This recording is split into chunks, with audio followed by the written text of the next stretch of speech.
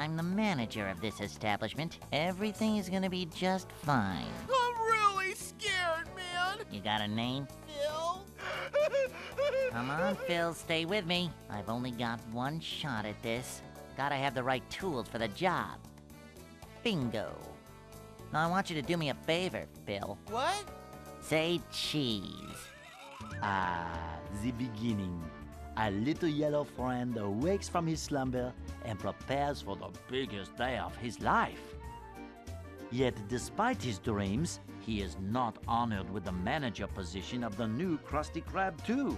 So he sulks off to drown his depression in ice cream at the local Goofy Goobers. Across the street, jealous of Mr. Krab's success, the diabolical Plankton hatches Plan Z. He steals King Neptune's crown and frames Mr. Krabs for selling it to the far-off and dangerous land of Shell City. Let us now join our heroes in the midst of their self-pity. Hey, buddy, come on, wake up. Huh? Where am I? It's 8 in the morning, closed. Go collect your friend and get out of here. Hey, buddy! Come on up here and join the party! SpongeBob!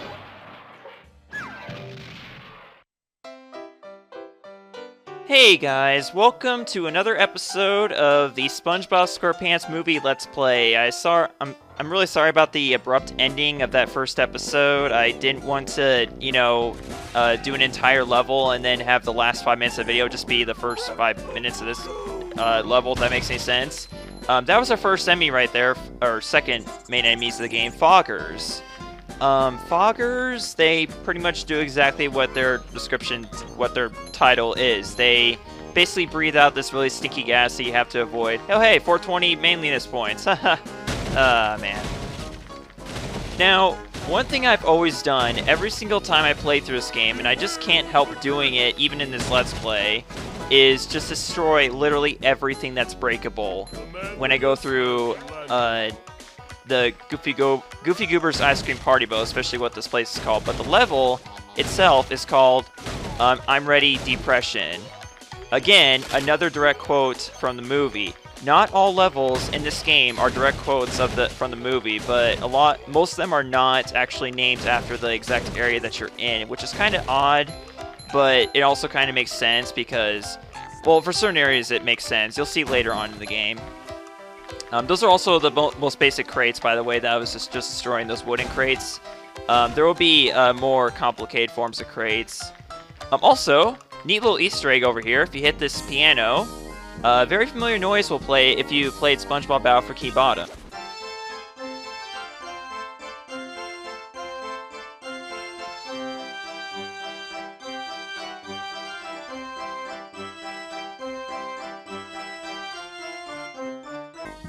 That's one of the organ themes you will likely hear in Battle for Key Bottom when you're destroying the Ferris wheel, actually, in the pier in Goo Lagoon. Well, actually, you don't really destroy it necessarily. You kind of sink into the water, but you get the idea.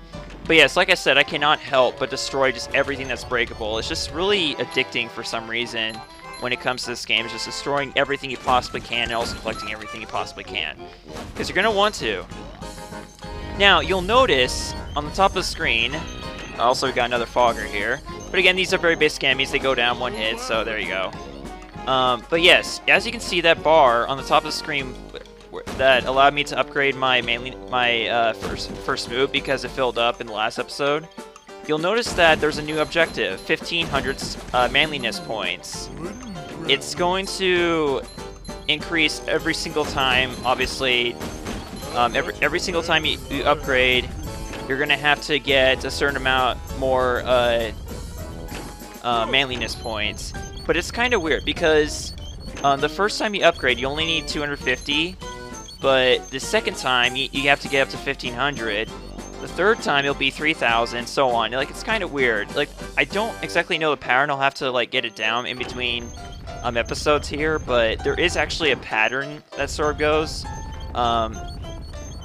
Like at some point you need to get like 2,000, and then later on 3,000, and later on 4,000. It's kind of weird. There was definitely a lot more research I could have done in this game to really memorize the facts about it, but here we go. We have another cutscene that's about to introduce some more new enemies, so here we go. SpongeBob! What's up, Patrick? You have got to try this new dot broom game. Doug! Where? Whoa! Oh, I don't want that headache. Okay, so these guys, I believe they're called slammers, if I'm not mistaken. Basically, they're known for their overhead slam move. That's all there is to it. They slam you. But the thing is that you'll actually run into these enemies over and over again in later levels. However, the funny thing is about the enemies in this game is that they are actually themed. As they get more powerful, they're more powerful variations. They're themed based off the levels that they are in. So just so I point that out, you'll notice that as we progress later on through the game. And also another thing I like to point out is that every single platforming level, I mean, has a single objective. However, in most platforming levels, except for I'm Ready to Depression, you have 6 Goofy Goober tokens to get. And actually, I don't want to. I'm gonna have to black out that last part because the thing is that you can actually scroll down and you can see the names of future levels. So I'm going to have to black that out to avoid spoilers. But basically, this I'm Ready to Depression has 5 Goofy Goober tokens to collect, and No Cheese has 1. It also has only 1 treasure chest, as you can see there. It tells you on the pause screen how many Goofy Goober tokens and how many treasure chests you have in each level. In I'm Ready Depression, you have 5 Goofy Goober tokens and 2 treasure chests. In most levels, most platforming levels, there are actually 6 Goofy Goober tokens and 3 or 4 treasure chests to get. That's basically how it goes. But yeah, there are, once again, as I mentioned in the last episode, there are 7 platforming levels total. And I will be getting into the other types of levels as we get into them. In fact, there's another type of level we'll be getting to actually once we're done with I'm Ready Depression. And here we got one more cutscene with SpongeBob. Hey, it's you two again. I missed you guys.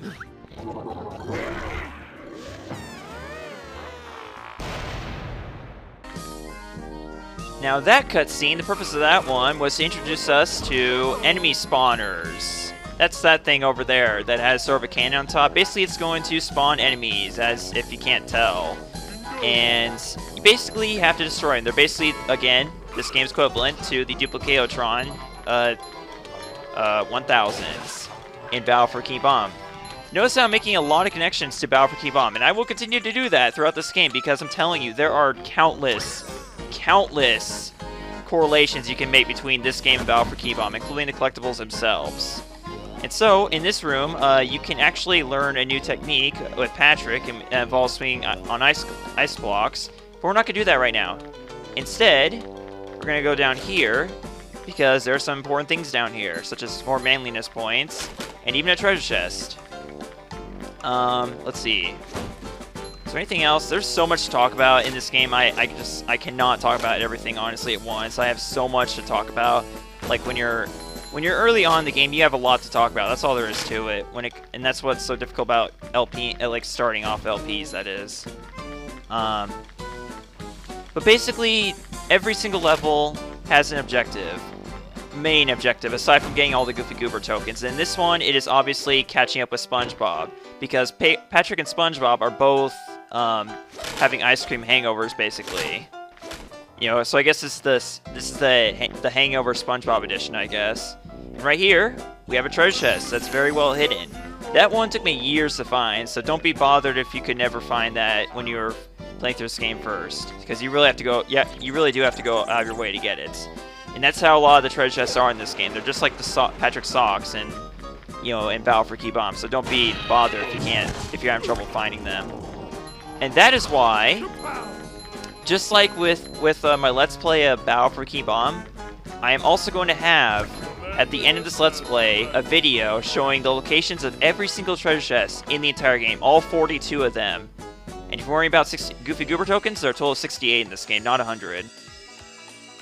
Patrick, if you bring me more Goofy Goober tokens, I can grant you the cartwheel move. Oh boy, I love whatever that move is.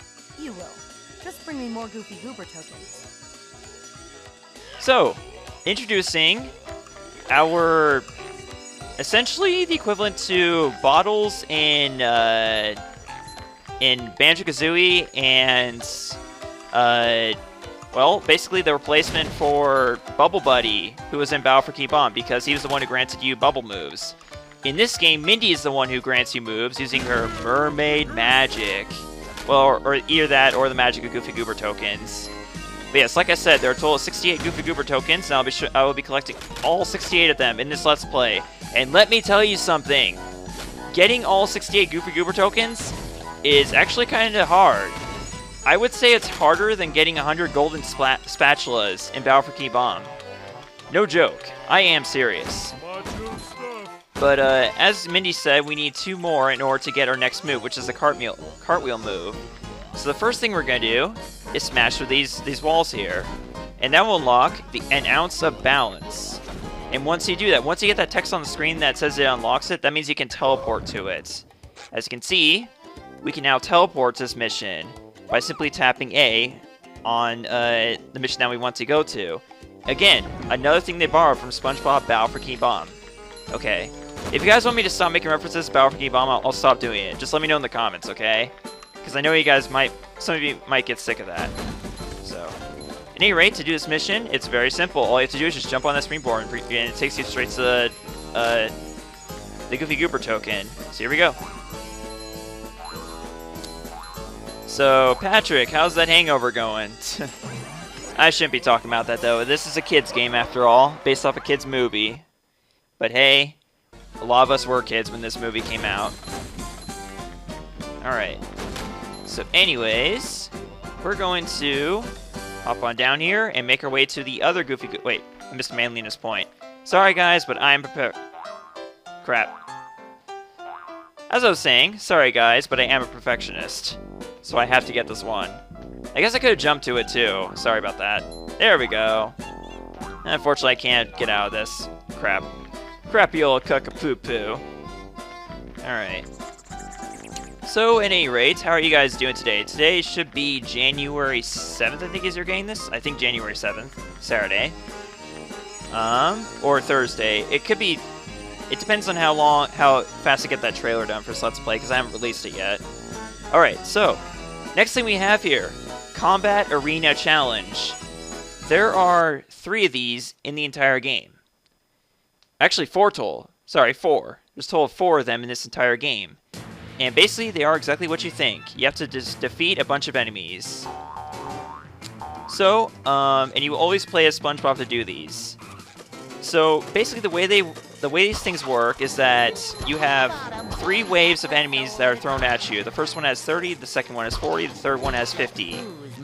And generally, they don't throw more than 1 or 2 types of enemies at you the first phase. I mean, the first wave. So, other than that, that's really all I have to say about these things. As you can see, these guys actually look different. They're foggers, but they look different. That's like I was saying. The combat arena challenges actually tend to feature enemies in their forms, in their future forms, I should say, as they will appear in later levels. This is actually the way that the foggers are going to look in the very next level, the very next platforming level. However, the slammers have the same cosmetic appearance that they have in I'm Ready Depression, but there will be slammers that look different in the next platforming level. So, just something to keep in mind, I suppose. It's kind of a fun fact, I suppose. I should also point out that there is sort of an experience system in this game. What I mean by that is that when you defeat enemies from previous levels that you've already completed the main objective of, you will only get 1 manliness point for defeating them. Unlike normally, where you get many manliness points, like, I don't know, like 50 sometimes. just on one enemy, it's really crazy the way this game works. But there's a lot of things I've yet to explain. We just barely scratched the surface on these first couple episodes. In fact, I probably should have ended off the episode. Actually, or we could just start a new episode off in the combat arena. I don't know. However that works. Either way, I'm definitely not going to be completing I'm Ray Depression in one episode. Definitely not. But yeah, there's some things in this game that still to this very day give me a lot of trouble, and will probably be the most difficult part about getting 100% in this game, because let me tell you, once again, like I said in the last episode, it is actually tougher to get 100% in this game than Battle for Key Bomb. I will say that. That is definitely true. And because there are things in this game, there are objectives in this game that are far more difficult than anything I faced in Battle for Key Bomb, including the kelp vines. Dare I say the kelp vines. No matter how bad that was, there's far worse in this game, let me tell you. Okay. And also, I'll be sharing my official feelings on this game compared to at least, well, actually, yeah, overall at the end of this Let's Play. For now, there we go. We're done. And we get a Goofy Goober token.